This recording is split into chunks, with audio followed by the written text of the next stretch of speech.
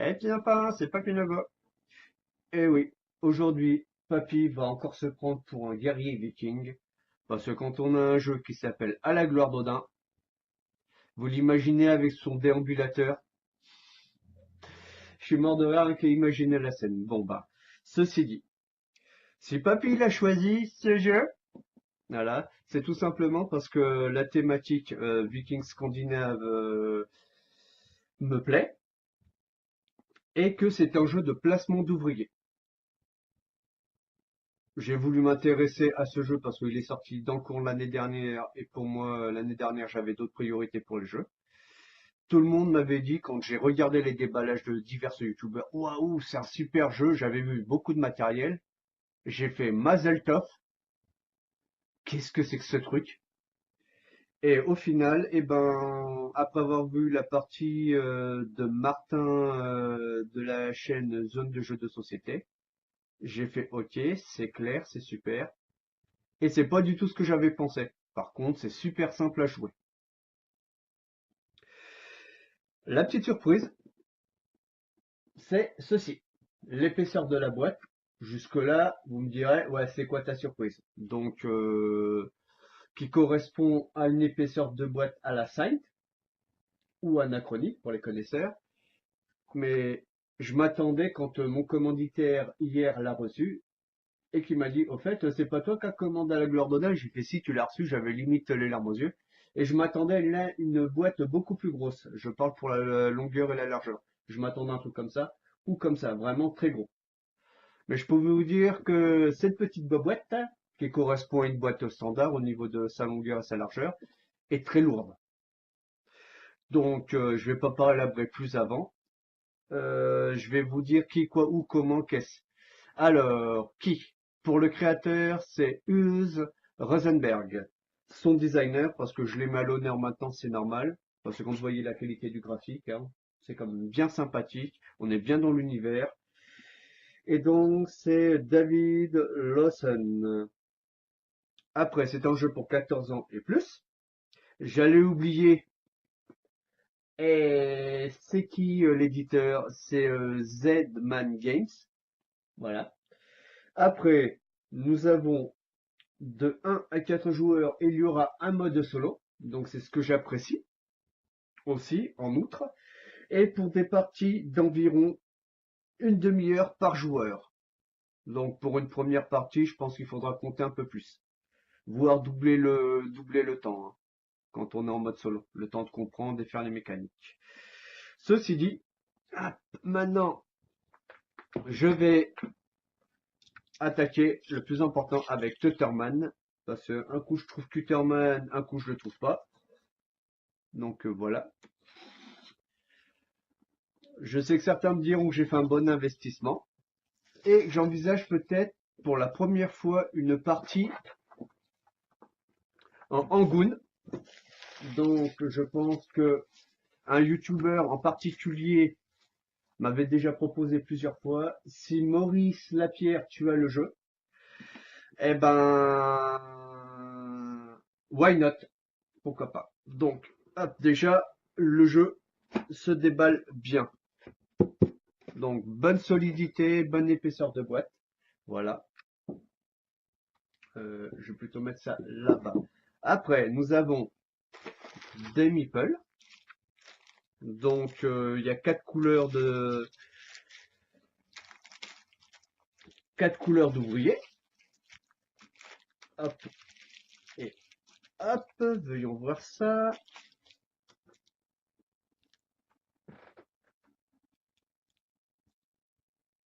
Donc, c'est du bois. J'en prends au hasard, hein. Bon, ça ressemble quand même à un petit ouvrier viking à l'époque, hein, ou un esclave, c'est au choix. Voilà, hop. Je vous les présente pas toutes parce que sinon je vais y passer encore plusieurs heures et on va m'en reprocher. Alors, ceci serait du bois. Donc vous en avez une grosse quantité quand même, hein. Donc toujours en bois. Oui, c'est ça. Après, alors,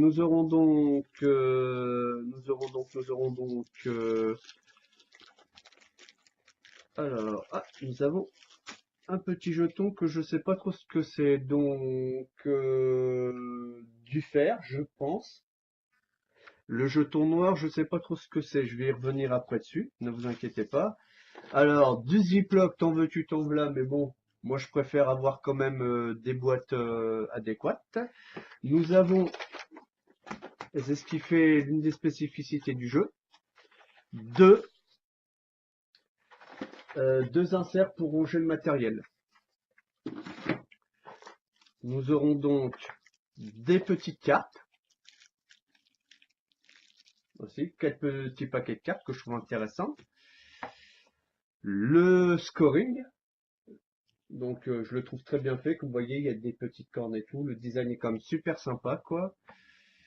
Ici, hop là, je vais déplacer la boîte, qu'avons-nous donc ici? Voilà. Alors ça, c'est ce que j'appellerais, je vais vous le mettre dans cette position-là, le panneau d'action. C'est en partie avec ce jeu, cette partie ici du jeu, que vous ferez vos actions. Après, nous avons des petits dés, un D8 et un D12, voilà. Donc c'est du classique, quoi. Hop là. Qu'avons-nous d'autre? Hop là. Alors, nous avons le livret de règles, un appendice. Oula. Ah, Mazette. Ah ouais, quand même. Alors, l'appendice, bon, on va commencer par ça, on va regarder vite fait. C'est super sympa. Il y a des tas de... Bon, il y a des tas de choses, voilà. Histoire de se faire un peu de langage ou autre. Ok.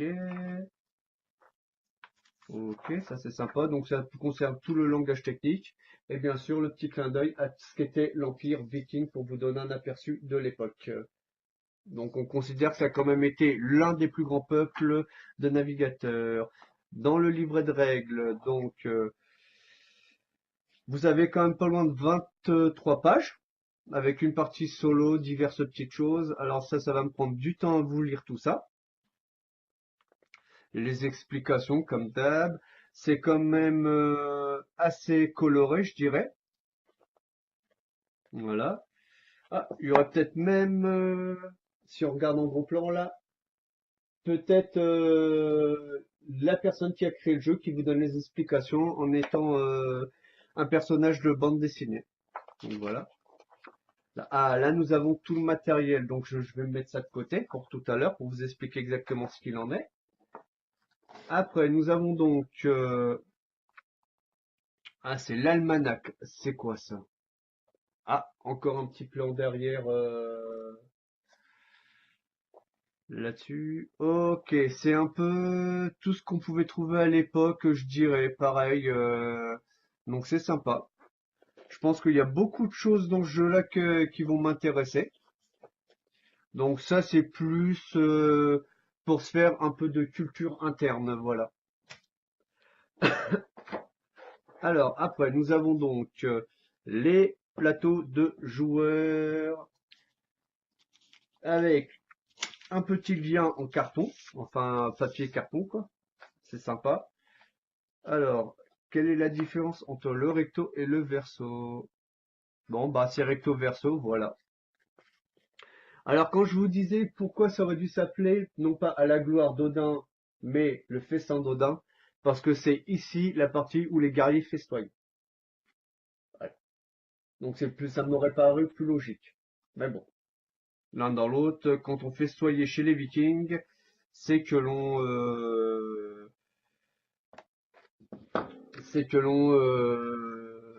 fêtait une victoire. Après, du matos à dépuncher. Alors là, il y en a. Oh la vache! Ouh là là. Comment je vais enlever ce truc-là sans m'agacer? Ouh là! Alors quand je dis ouh là là, c'est qu'il y a de la tuile à tout va. Alors, on a 1, 2, 3, 4, 5, 6, 7, 8, 9, 10, 11, 12, 13, 14, 15, 16, 17. 17 plaquettes ou tablettes de chocolat, comme j'aime à les appeler, de dépunchage. Hop là, j'enlève ceci. Et je vais prendre ceci pour voir à peu près en quoi consiste le matériel. Alors, nous avons quoi là-dedans? Alors, là déjà, nous avons les petits bateaux, ici. Alors, ça, les tokens, ce sont des tuiles de sanction. Ça, voilà. Après, ça, ce sont des tuiles spéciales.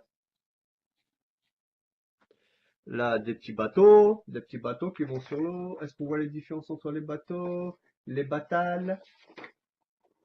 Non, à première vue, il n'y a pas de différence. C'est du bateau. Ah si. Alors, vous avez des baleinières ici, là où j'ai ma main. Voilà. Vous avez des dracars ici.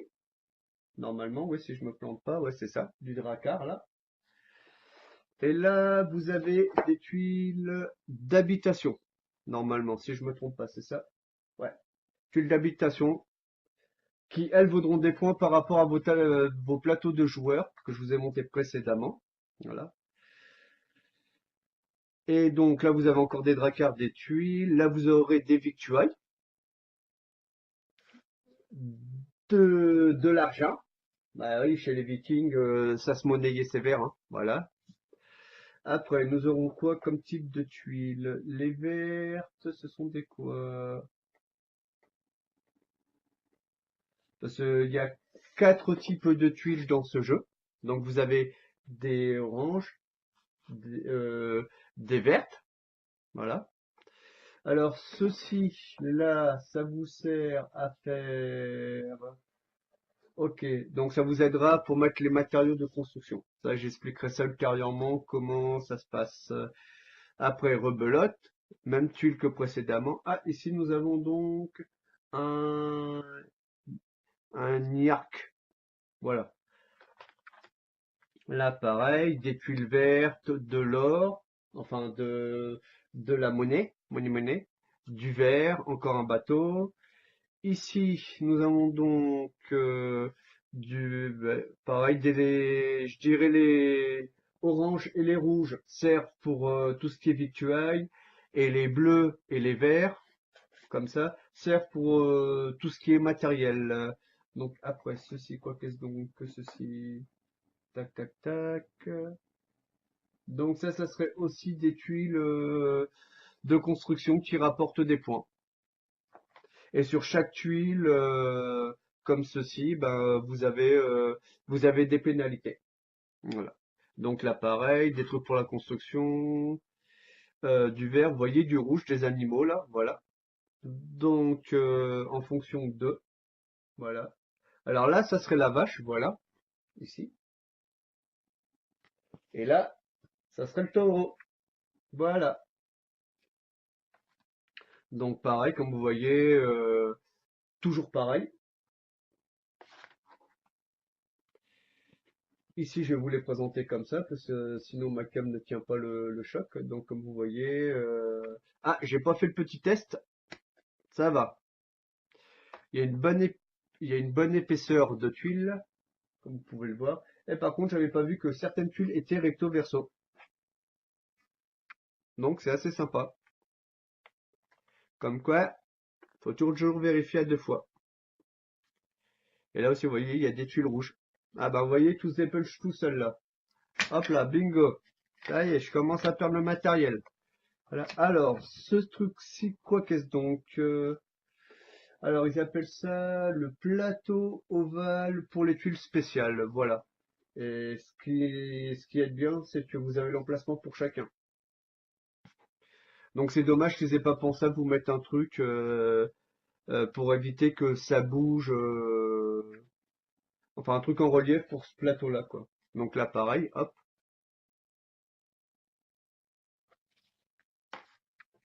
de même. Donc beaucoup de matériel comme vous l'avez vu. Hop là. Après ici nous avons donc des tuiles. Ah, ce sont des plateaux à explorer là. Voilà. Donc dont vous pourrez faire plus ou moins, je dirais, l'acquisition. Ça, je l'expliquerai ultérieurement, quoi. Là, rebelote. Vous en avez en Groenland, l'Islande. Ah, les îles Faroé, ok, j'avais pas vu. Et les Shetland, voilà. C'était certainement des propriétés vikings. Voilà. Après, ici, qu'avons-nous? Alors, quoi qu'est-ce donc que c'est? Il y a des petites nouveautés à première vue. Alors, nous avons donc, là où il y a les mains, ce sont des tuiles d'expansion. Ok. Alors ça, ce sont deux petites tuiles d'expansion qui servent à prolonger le plateau de jeu. Et la grande tuile qui est un résumé. Donc tout ce que vous avez là. Hop là. Ici, ça correspond au résumé de ce qui est ici. Grosso modo. Si je ne me trompe pas. Voilà. Donc ça, vous allez avoir les explications de à quoi ça sert, sommairement, toutes les explications qui sont là, qui seront notées ici, à première vue. Voilà. Après, donc le reste, nous l'avons vu. Ici, c'est un petit plateau qui vous sert de réserve, voilà, pour vos bateaux. Et ce que j'ai pris pour une tuile, et qui n'en était pas une, certainement que c'est pour aller, vous voyez, là-dessus quand vous rangerez votre boîte. Voilà. Maintenant, qu'est-ce qu'il nous reste à voir? Les cartes.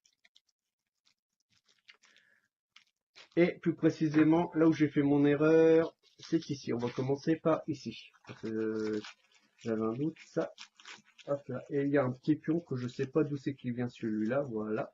Hop là. Alors, ce petit pion-là, est-ce qu'ils en parlent?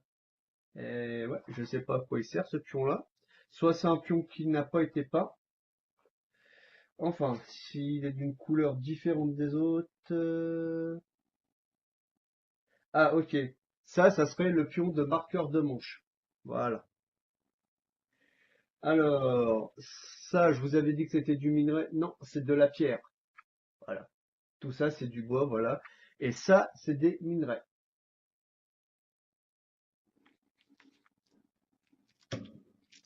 Voilà.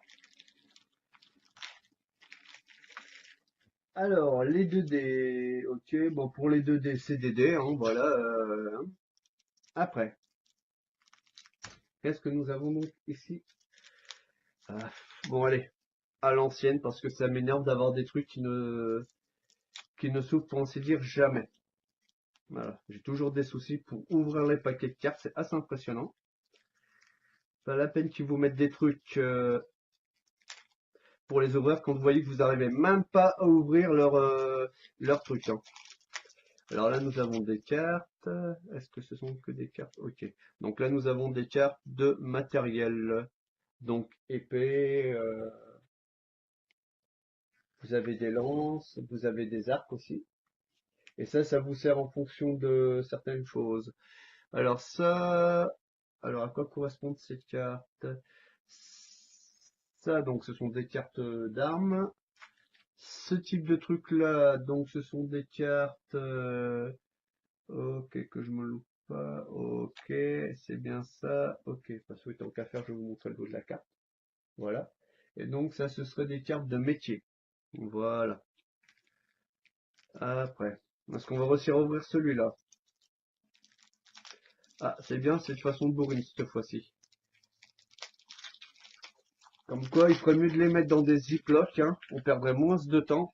Et je trouve que ça fait ça fait un bas meilleur gain de temps. Alors ça, c'est quoi? A, B, C, je sais pas à quoi ça sert. Certainement pour marquer les tours. Je ne sais pas à quoi servent ces cartes-là. Où il y a marqué A, voilà. Donc ça, c'est encore pour les cartes de métier. Et il y a aussi dedans des cartes de métier. Ok, donc en fonction de, il y aura des choses à voir. Il y aura des choses à voir en fonction de comment ça se place sur le truc. Troisième paquet. Ça fait quand même pas mal de petites cartes. Oh putain, je suis vraiment maudit. Ah, là, Odin, pour l'ouverture des paquets, il est pas avec moi. Et ça, c'est dommageable. Et je peux vous affirmer que c'est à chaque fois la même chose quand j'ai à faire un déballage. Voilà. Je n'arrive pas à ouvrir mes paquets normalement. Donc ça, c'est pareil hein, pour les métiers. Hein. Voilà. Et le dernier paquet. Comme c'est miraculeux. C'est le paquet C. Donc je vais les laisser tels quels dans un premier temps parce que je comprends pas pourquoi ils ont mis des cartes ABC. Et bien sûr, comme vous pouvez le constater, hein, c'est toujours assez sympa à dépuncher le truc. Voilà. Donc ça c'est pas mal, ça est pas mal, j'aime bien. Ça vous met un petit moins un à vos lancers de dés à première vue. Et le dessin quand même c'est sympathique, moi j'aime bien quoi. Avec l'entrelac, ça doit être Odin en train de discuter avec on va dire Torp, discussion entre les deux, je sais pas trop. J'aime bien quoi. Donc voilà. Ben, je vous ai fait le déballage. Là, je vais tout ranger et puis vous montrer un peu ce que ça donne quand je range une boîte. Et je ferai le petit test retournement. À de suite. Maintenant, je vais ranger la boîte. Et à savoir qu'entre le moment où je vous ai quitté et le moment où j'ai tout trié et savoir comment j'allais mettre, il s'est passé 1 heure et demie. Donc là, je voulais, juste avant de mettre les deux contenus dans la boîte, ici, les oranges, c'est tout ce qui sera végétal. Le rouge, c'est tout ce qui sera animal. Alors, le vert, c'est plus ou moins ce qui serait des objets dont vous auriez besoin. Et le bleu, ce sont les produits finis. Et bien sûr, je les ai posés dans cet ordre-là, du bas vers le haut, de la plus petite valeur à la plus grosse valeur, pour donner un exemple. Hein. Voilà, ça, je positionne ça dedans. Puis après, je vais mettre ceci. Quoiqu'avec, je pourrais mettre toutes les petites cartes. Voilà. Et vous verrez, c'est ce que j'ai pas fait attention, c'est qu'au début, ce que j'avais pas vraiment auquel ça n'avait pas vraiment porté mon attention, c'est que vous avez des paquets de cartes nommés A, B, C et il ne faut en aucun cas le B et le C, il ne faut en aucun cas les ouvrir. Donc après, je mets ceci, les plateaux de joueurs. Après, donc ça sera le plateau d'action. Je vais le mettre ici. Ici, le plateau, vous aurez les artefacts précieux. Après, je m'organise comment? Alors là, j'ai récupéré une petite boîte hein, pour stocker une partie des ressources. Voilà. Donc celle-là, je vais la mettre là. Et j'avais une vieille boîte qui traînait, donc que j'utilise. Et par contre, celle-là, faudra que j'en change parce qu'elle n'est pas tout à fait prévue pour. Faudra que je fasse sauter le couvercle et ça rentrerait nickel chrome. Donc voici. Alors ceci, contrairement à ce que je vous avais dit, ça, c'est pour l'ordre des actions que vous aurez à faire dans le tour de jeu. C'est très important de l'avoir. Après, il y a ceci que je mets là. Nous avons donc après ceci qui viendra là. Voilà que je vais mettre ici. Qu'est-ce qu'il nous reste à voir? Le scoring. Ouais. Les bonus des îles. On va plutôt mettre le bonus là. Et ceci ici. Voilà. Pour être bien sûr que tout va bien. Après, les diverses habitations. Par ici, messieurs, dames. Voilà, une, deux. Bon, on va plutôt mettre ça comme ça ou comme ça. Les grosses habitations ici, voilà. La réserve où on mettra tous les petits bateaux. Voilà. C'est là que vous mettrez tous vos petits bateaux avant de commencer. Encore des cartes. Et donc, l'appendice, si j'ai tout compris, vous aurez toutes les cartes de métier hautes expliquées dedans. L'almanach, ben, c'est tous les termes d'ordre technique que vous aurez dans le jeu, un peu comme un fac. Ah, j'allais oublier ces petites choses de bonus que je mets ici. Le livret de règles. J'ai rien oublié. Non. Hop. Je vais essayer de fermer ma boîte. Voilà, elle se ferme. Et maintenant, je peux vous dire que je vais pas vous déballer l'intérieur. J'ai vérifié tout à l'heure. Il n'y a rien qui bouge, vu comme c'est fait. Voilà, c'était mon déballage de À la gloire d'Odin. Si ça vous a plu, petit pouce bleu. Si ça vous a pas plu, petit pouce rouge. Un commentaire auquel je me ferai un plaisir de répondre. Et d'autre part, si vous voulez voir la mise en place, éventuellement une partie peut-être en Gone, là où je lance l'appel à Maurice, voilà. Eh ben, n'hésitez pas à vous abonner. Eh ben, moi, des quatre coins de la planète, je vais vous souhaiter une bonne journée ou une bonne nuit. Allez, à ciao, bonsoir.